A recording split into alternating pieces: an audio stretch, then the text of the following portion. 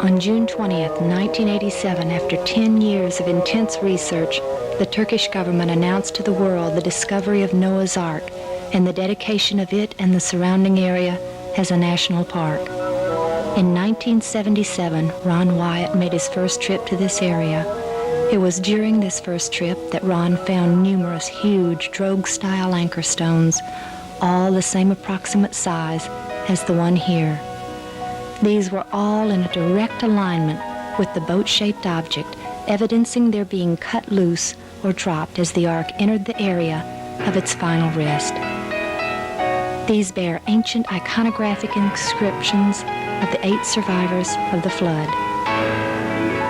In December of 1978, an earthquake in this highly remote area dropped the soil from around the formation, allowing Ron to see for the first time the rib timbers and deck support timbers visibly exposed on the sides. A large crack was also formed along the entire length of the object, and he was able to measure the depth and take samples for analysis. The analyses showed a very high organic carbon content consistent with ancient wood.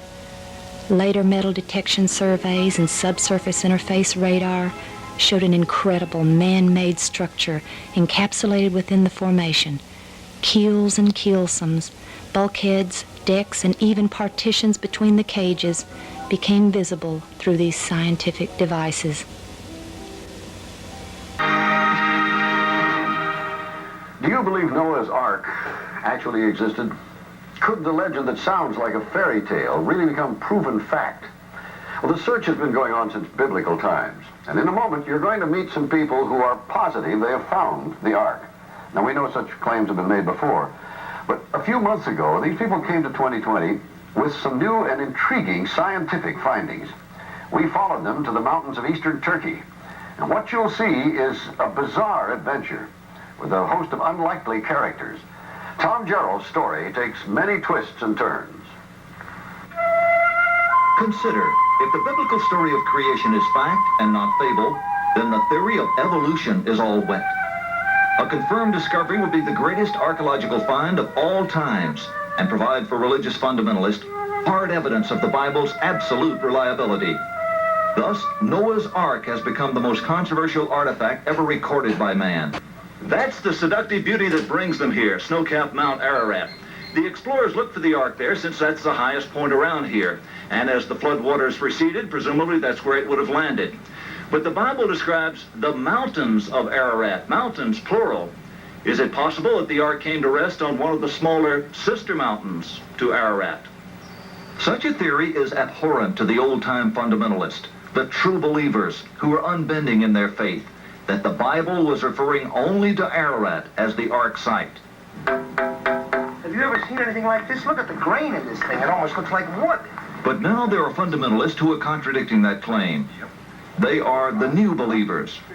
Ron Wyatt and Dave Fassel believe they have found the Ark on a slope of what the local people call Doomsday Mountain, some 15 miles south of Mount Ararat.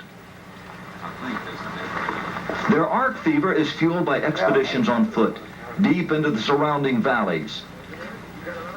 Here, following a local Kurdish villager who drew maps on his palms, Wyatt and Fassel have made what they consider exciting and important discoveries. Apparently old Armenian tombstones that commemorate the survival of Noah and his family. Same kind of plain stone. When the early Christians found these things, they carved 8 crosses on there for the 8 survivors. This whole valley was known as the region of 8. Ron, what's the significance of the placement of the crosses in these stones? All right, Tom, this is an iconographic representation here of a man, the head of the household, his wife, his 3 sons, and his 3 daughters or daughters-in-law. And as you can see here, the 8 crosses, the ones to his left are the lady folks in the family. The ones to his right are the men folks in the family. Do these fit the story of Noah? They do. To Wyatt and Fassel, these stones appear to be in direct alignment to the boat-shaped site on Doomsday Mountain. The boat-shaped site was first found and photographed by a Turkish army captain back in 1959. It was quickly explored and dismissed as a freak of nature. But Wyatt, an amateur archaeologist, rekindled interest in it a few years ago. He brought in Dave Fassel, a marine salvage expert, to assess it. The Doomsday Mountain team brought in some high technology to explore the oldest legend of man. There's one. They began scanning their site with a molecular frequency generator. It's a device used by surgeons to pinpoint cancer tumors, and it's been used by Fassel to locate underwater treasure. This time, the molecular frequency generator began to pick up a unique pattern of iron lines beneath the earth. Okay, bring that one up. They began placing ribbons along those lines. The finished shape, outlined by the ribbons, was that of a huge ship, the approximate length and width of Noah's Ark, as described in the Bible. The fascinating field of ribbons soon attracted higher academic interest. That looks like iron. Okay. Dr. John Baumgartner, a physicist with Los Alamos Laboratories, sent samples back to the lab for analysis and confirmed that the metal they were tracing with the ribbons was indeed iron. With the width and the length known, the only remaining question was depth. By locating the depth of the hull, they could determine if the boat-shaped object had the cargo capacity described in the biblical ark. To resolve this final issue, Wyatt and Fassel brought geologist Tom Finner to Turkey with his company's heavy-duty subsurface radar equipment. Gear like this located the black box cockpit recorder on the floor of the frozen Potomac River after the Air Florida crash. Suppose this rock were a foot or 2 feet underground. Would it give you a reading as to where that was? Could you locate it? Yes, we could. Is it possible that there will be a moment at which you'll say, this is a man-made object? The symmetry of the feature suggests it's a boat. I hope to prove that the underground structure is in fact that of a boat. Indeed, there is something beneath that rock besides rock. A radar device developed by Geophysical Survey Systems in Hudson was used on the mountain. The device, called SIR, is used by energy exploration companies to analyze what's below the Earth's surface. According to SIR, something man-made is under Mount Eridog. This data does not represent natural geology. It's a man-made structure. These reflections are occurring very periodic, too periodic to be random natural type interfaces. The governor of Ari had Ron demonstrate the radar. When he found what looked like a broken timber near the surface, the governor had it dug up and gave it to Ron to be verified. The lab test revealed organic carbon. It was petrified wood. But the final proof was when it was sectioned. The evidence was obvious. Not only could the internal wood structure be seen, it was also clearly laminated wood. 3 separate layers could be seen. The adhesive material, or glue, had seeped out and hardened on one end and was perfectly aligned with the internal layers. Our last trip out there this past June, we found this very impressive rivet. And if you'll notice here, the plate itself is just a little more than 1/4 inch in thickness.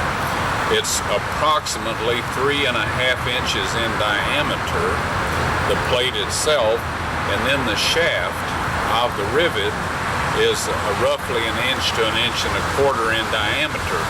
And if you'll notice here, it was struck while it was hot and flared out the end of the shaft so that it would not slide back through the hole in this washer.